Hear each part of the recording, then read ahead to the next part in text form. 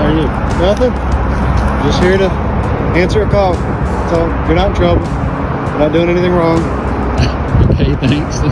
Just don't want you to be worried about me being here. That's all. I can promise you I'm not worried at all. Okay. I'm not scared. I'm nervous. All right. Well, I definitely haven't done anything wrong. All right. All right, guys. Today we are going to break down an encounter that starts off calm but quickly reveals how easily authority can overstep when citizens know their rights. From the very first interaction, the officer tries to reassure the cameraman while simultaneously fishing for compliance. The citizens stay composed, respectful, and fully aware that standing on a public sidewalk with a camera is not a crime. What makes this opening so important is how quickly the tone shifts from casual conversation into implied suspicion without a single unlawful act ever being identified. Okay. Sure. What's your name, buddy? What's your name? Why do you need my name? Because they are formally trespassing you from their property. You are not on their property currently. Right. This is saying is that going forward, you are no longer ever allowed to be on their property. Okay. Okay. And all I'm doing is document. I don't need to go on their property, so you don't have to do that. I do have to do that. Okay. So is your body cam on? It is. Okay. Are you demanding my ID? Yes. Have I committed a crime? You are being Have I committed a crime? What crime have I committed for you to demand my ID? I think we're going to have a problem. You probably should get somebody out here. It's not the way the trespass law works. I have not been on their property, right? I'm not going to... Buckle up, guys, because this is where the encounter starts exposing serious misunderstandings of the law. The officer claims the civilians are being trespassed from property they are not even standing on, while also demanding identification without articulating any crime.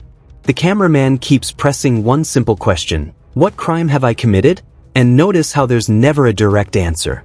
Instead of facts, the officer leans on authority and pressure, hoping compliance replaces legality. This moment perfectly shows why calm questioning can completely dismantle weak accusations in real time. Public space, standing here.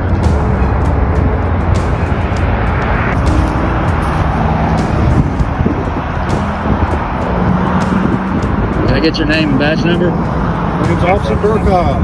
Badge number 2390. Okay. I have no problem giving that to you. I mean, is it not your policy? Is it not your policy to give at least one of those? Your department policy? Department policy to get both of them. And okay. Well, then, it wouldn't matter to me either way. I don't know why you would say that. I don't understand why you're out here filming this business. I didn't say there was anything wrong with it. Okay. I said I don't understand, just like you don't understand the things that I'm saying. So, we're on the same page. It's not about being on the same page. I'm in. Alright guys, now the cracks really begin to show. The officer doubles down on claims that the public sidewalk somehow belongs to the business, despite clear indications otherwise. The civilians never become aggressive, never threaten anyone, and never escalate emotionally. They simply refuse to surrender rights they legally possess. That's what frustrates the officer most here. When people understand the Constitution and stop volunteering unnecessary information, authority suddenly loses its leverage. This segment is a perfect reminder that confidence without legal knowledge can quickly fall apart once cameras start rolling. Without you entering their property. I don't know if that... but I haven't committed a crime. Whether they say this or that, this guy right here in front of you, has not committed any crimes. I already told you that, didn't I? I know, but you're demanding my ID. That's where we have a problem. Yes, because I have to be able to track who we have notified that they are not allowed. You've notified me. How about a good citizen? No, because if they call on you, can I identify as good citizen? No. I can't? No. Are you sure about that? Positive. Okay. Well, I haven't committed any crimes, and I can identify as good citizen if I want to. So, I'm in public. That's 3. What do you got? You gonna violate my rights? Okay guys, This section becomes extremely revealing because the officer openly admits he doesn't understand why they're recording, yet still treats the activity like suspicious behavior. Filming in public is constitutionally protected, but instead of respecting that reality, he keeps pushing for explanations he is not legally entitled to receive. The cameraman remains calm and focused while the officer slowly shifts from curiosity into irritation. This is where viewers can clearly see the difference between lawful activity and personal discomfort. Someone being uncomfortable with a camera does not magically turn protected conduct into a crime. These questions. What do we got here? So, trying to get, maybe we should just get educated real quick. You can't demand someone's ID for standing in public, whatever a business owner says. Do you work for them or do you work for the public? I work for everybody. Okay, so whose side are you on? Whose side are you on then? Whose side are you on? On the side of the public. Okay, well the public hasn't committed any crimes, but you're demanding their ID. Is that not a violation of my rights? No. Whoa! Okay. Thank God I'm recording this. I haven't forced you to do anything, so. You're demanding my ID. I haven't forced you to do anything. But it's the verbiage. That's. Alright guys, now the interaction crosses into dangerous territory.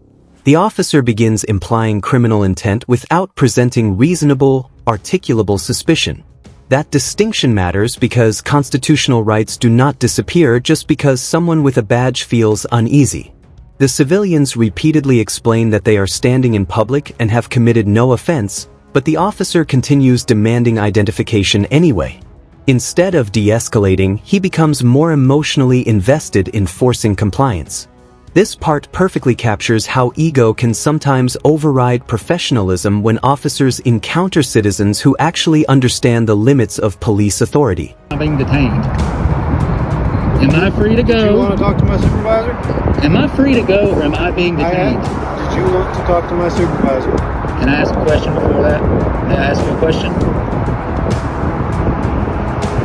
It's transparency, man. Transparency. This is your chance, man. Here it is. This is your chance to represent Knox County. Right here. I don't work for Knox County. Whoever, the police department in general across America, they obviously hate you for this right here. You're not being transparent. I'm trying to ask you a question, and you're being evasive. I don't have to. I'm a public citizen in the public. That's what you don't get, or you don't care.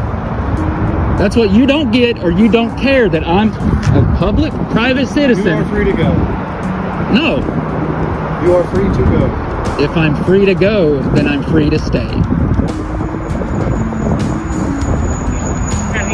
Buckle up, because this is where the professionalism completely starts unraveling. The officer admits he's off duty while still acting as if he can issue commands without legal justification. The cameraman continues requesting a supervisor and calmly pointing out that no crime has occurred, yet the officer refuses to disengage. Rather than sticking to facts or policy, the conversation drifts into insults, frustration, and emotional reactions. The irony here is impossible to miss. The civilians remain controlled while the officer becomes the only person escalating the tension on camera for everyone to see. I already told them that. That I could stand right here? Yes. Then why are you out here trying to trespass me? Because they don't want you on their property. I don't care what they want. Let me finish talking, jeez.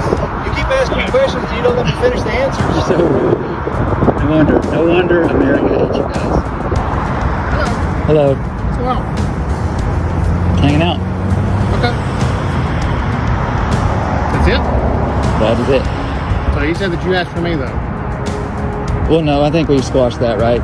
You don't need my ID now, right? I would still like to formally trespass. Are you demanding it? Yeah. What crime have I committed? Is he? So hold on.